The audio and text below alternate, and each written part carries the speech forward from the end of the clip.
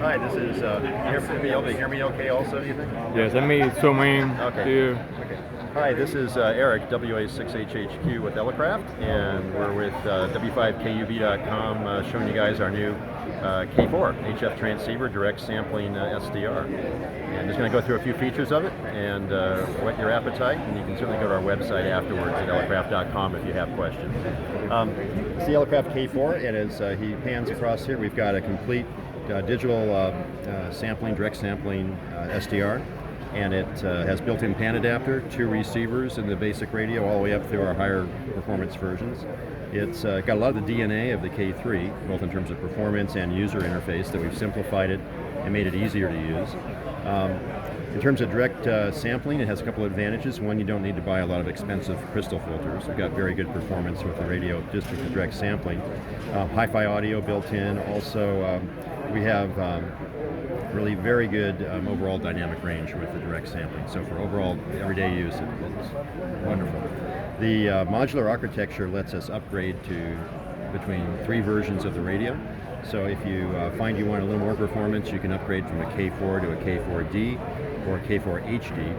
The K4D adds a second A to D converter that gives you the ability to have 2 different antennas feeding 2 different receivers versus sharing a single antenna. That allows you to have optimized receive on 2 different bands if you want, or even diversity reception where you use 2 different antennas listening to a signal on the same frequency. Maybe it fades on one antenna at a different time from the other time. So in one ear you don't lose it, but the other one still has the signal. So it's sort of a neat feature. A lot of DXers and contesters use that. Also, the K4 HD is our version mostly for contesters with multi-operator in the same band on the same location. It's very strong in-band signal. So say you're operating field day or a contesting station or maybe a DXpedition. K3 does very well with this when you have maybe a CW station, a data station like running FT8 or RTTY, and a sideband station, all on 20 meters at the same time, all within 500 feet of each other. That's a tough problem for any radio. We give you the ability to handle those extreme situations with the K4 HD by adding basically a K3 front end.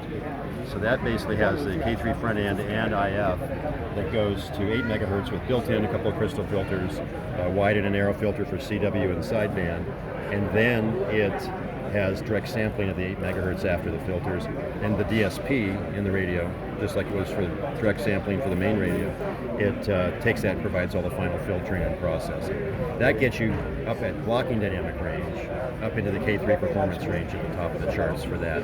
For third order IMD, we're very good to start with the basic radio, but this, for that extreme case, gets you covered. Most people don't have to do that, but if you want, you've got it, you can switch it on and off. So another neat thing with the radio, obviously very ease of use. We've got a very simple like band changing, band stacking registers. I can change between bands. Mode selection, you can pop up mode and go through that. So like I said, I want to go to CW, switch over, we're back to sideband or data, and so on. We also can change things in the pan adapter, ref level. If I want to change span, I can make it much more high resolution by bringing to a narrower span, do things like that. Go back out, we can go all the way up to a megahertz width and span if we want to. And by the way, that reading is megahertz?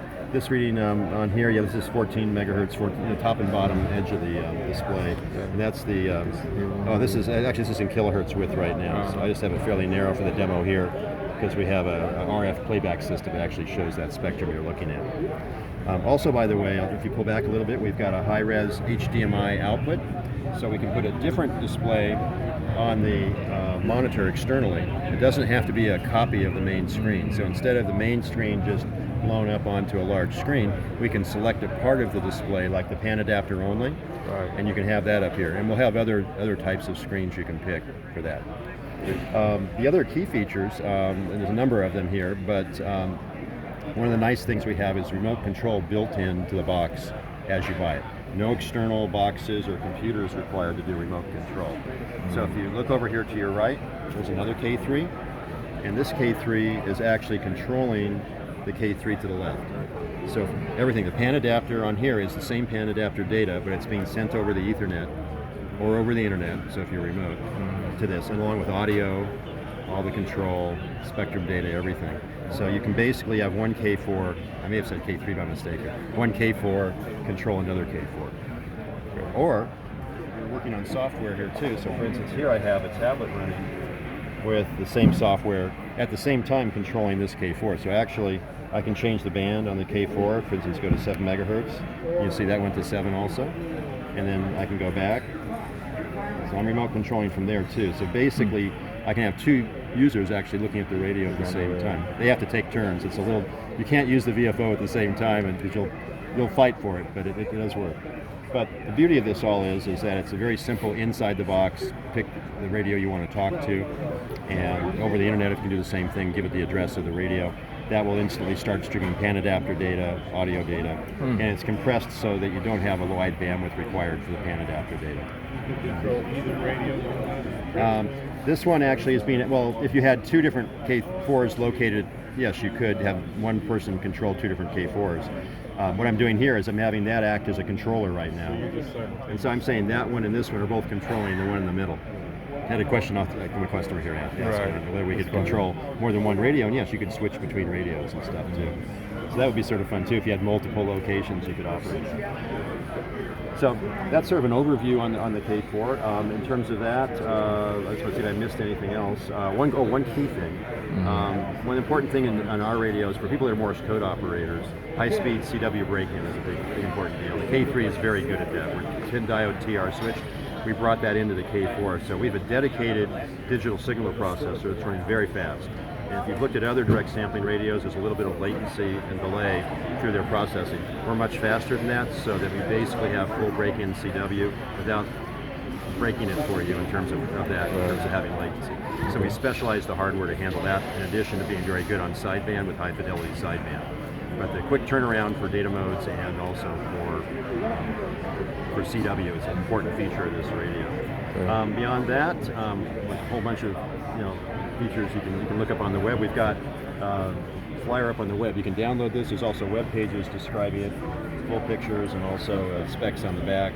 By the way, on the back we have all the legacy K3 and K3S I/O in addition to Ethernet I/O to control the radio. So you've got the ability to do it over USB with a built-in sound card like you had on the K3. So if you've got a station that's already built up to use one of our other radios or something, you can use the same hookup, and eventually you can upgrade and doing it over Ethernet if you want or something like that. And you can also have transverter interface on this. You can have external transverters. And we also plan, though it won't be out probably until late next year, to have a dual band 2 meters and also 70 centimeter VHF, UHF dual band module, about 10 watts inside the radio. There's already a slot for it.